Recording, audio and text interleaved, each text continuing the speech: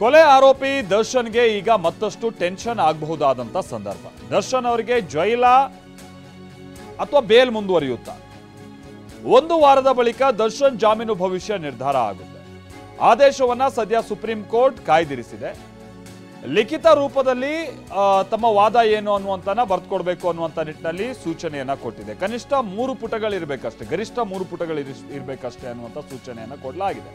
ಲಿಖಿತ ವಾದಾಂಶ ಸಲ್ಲಿಕೆಗೆ 1 ವಾರ ಸಮಯ ಕೊಟ್ಟಿರುವಂತ ಕಾರಣಕ್ಕಾಗಿ ಈಗ ದರ್ಶನ್ ಅವರಿಗೆ ಒಂದಷ್ಟು ಬಿಡುವು ಸಿಕ್ಕಂಗಿದೆ. ಇಲ್ಲ ಅಂತ ಅಂದ್ರೆ ಇವತ್ತೋ ಅಥವಾ ನಾಳೆನೋ ಬಹುಶಃ ಈ ಬೇಲ್ ಭವಿಷ್ಯ ಏನು ಅನ್ನುವಂಥದ್ದು ನಿರ್ಧಾರ ಆಗ್ಬೋದು ಅಂತ ನಿರೀಕ್ಷೆ ಮಾಡಲಾಗಿತ್ತು. ಆದರೆ ಕೋರ್ಟ್ 1 ವಾರಗಳ ಕಾಲ ಲಿಖಿತ ವಾದಾಂಶವನ್ನ ಸಲ್ಲಿಸೋದಕ್ಕೆ ಸೂಚನೆಯನ್ನ ಕೊಟ್ಟಿದೆ ಅಥವಾ ಕಾಲಾವಕಾಶವನ್ನ ಕೊಟ್ಟಿದೆ 1 ವಾರದ ಒಳಗಾಗಿ ಅಂತ ಹೇಳಿ. ಕನಿಷ್ಠ 10 ದಿನಗಳ ಬಳಿಕವಷ್ಟೇ ಈಗ ಜಾಮೀನು ತೀರ್ಪು ಪ್ರಕಟ ಆಗ್ಬೋದು ಅಂತ ಹೇಳಲಾಗ್ತಾ ಇದೆ. 1 ವಾರ ಇವ್ರಿಗೆ ಕೊಟ್ಟಿರುವಂತ ಟೈಮು, ಅದಾದ್ಮೇಲೆ 3 ದಿನ ಅಂತ ಅಂದ್ರೂ ಕೂಡ 10 ದಿನ ಅಂತೂ ಬೇಕಾಗುತ್ತೆ ಅಂತ, ಅಥವಾ ಅದಕ್ಕಿಂತ ಜಾಸ್ತಿ ಆದ್ರೂ ಆಗ್ಬೋದು.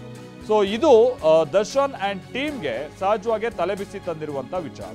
ಎರಡೂ ಕಡೆ ವಕೀಲರಿಗೆ ಸುಪ್ರೀಂ ಕೋರ್ಟ್ ಸೂಚನೆಯನ್ನ ಕೊಟ್ಟಿದೆ. 1 ವಾರದಲ್ಲಿ ಲಿಖಿತ ವಾದವನ್ನ ಸಲ್ಲಿಸಬೇಕು ಅನ್ನುವಂಥ ಸೂಚನೆಯನ್ನ ಕೊಟ್ಟಿದೆ.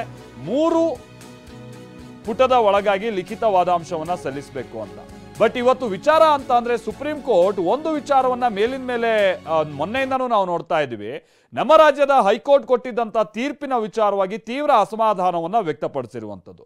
ಒಂದ್ ರೀತಿ ಬಹಳ ಗಡಿಬಿಡಿಯಲ್ಲಿ ಕೊಟ್ಟಿದ್ದಾರೆ, ತರಾತುರಿಯಲ್ಲಿ ಕೊಟ್ಟಿದ್ದಾರೆ, ಬೇಲ್ ಕೊಡ್ಲೇಬೇಕು ಅನ್ನುವಂಥ ರೀತಿಯಾದಂಥ ಕೆಲ ಸಂಗತಿಗಳು ತೀರ್ಪನ್ನ ನೋಡಿದಂಥ ಸಂದರ್ಭದಲ್ಲಿ ಗೊತ್ತಾಗ್ತಾ ಇದೆ ಅಂತ ಸುಪ್ರೀಂ ಕೋರ್ಟ್ ಹೇಳಿರುವಂಥದ್ದು ಸಂಗತಿ ಇದೆಯಲ್ಲ, ಅದು ರಾಜ್ಯದ ಹೈಕೋರ್ಟ್ ವಿಚಾರವಾಗಿ ಕೊಟ್ಟಂಥ ತೀರ್ಪಿನ ಮತ್ತೆ ನಾವು ನೆನಪಿಸ್ಕೊಳ್ಳುವಂಥ ರೀತಿಯಾಗಿ ಮಾಡಿದೆ.